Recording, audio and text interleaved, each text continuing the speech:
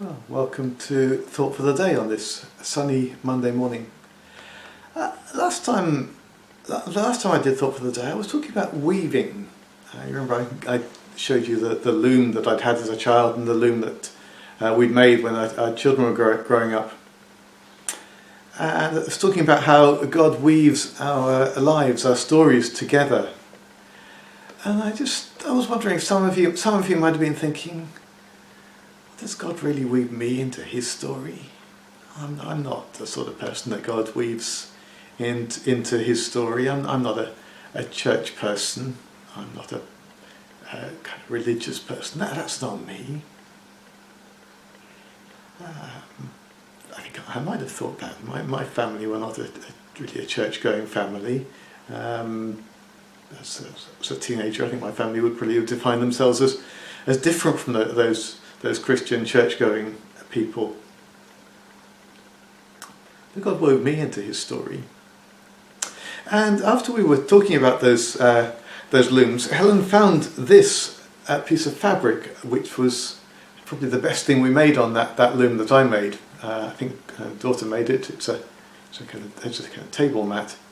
And the thing that makes it really interesting is that different colours are woven together, aren't they? The green and the white and the red. I guess it's a Christmas table mat, traditional kind of red and green colours for Christmas.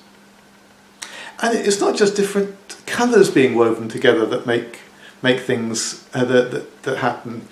Different fibres are woven together. I looked on the label for this fleece. I talked about that earlier. I talked about this fleece and God's story of this fleece in the earlier Thought for the Day. I looked on the label, and it says it's 60% cotton, 40% polyester. Two different fibres with different characteristics. The polyester is strong, the cotton is soft, and so we get something that's both strong and soft by weaving two different fibres together.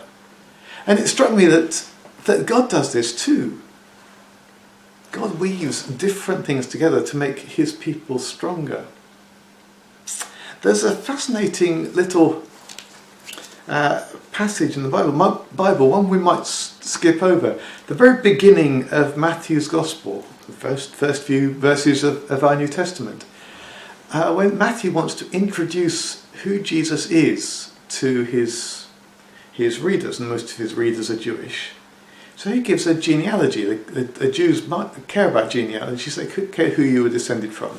And Matthew's genealogy wants to show that Jesus was a true Jew. He was descended right back from Abraham. So it goes back to Abraham. It says Abraham was the father of Isaac, Isaac the father of Jacob. And it goes on through 42 of the key generations from Abraham right through to Joseph, Jesus his natural father.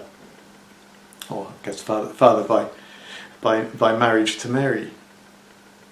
And the point is that Jesus was a true Jew, descended truly from Abraham.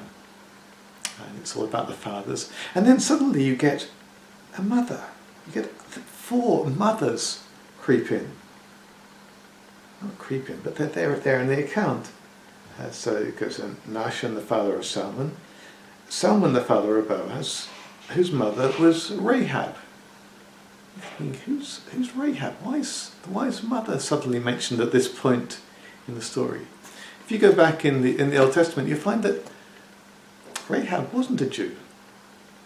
She was living in Jericho when the Jews came to, or the Jewish people came, and God gave them the city and gave Jericho into their hands.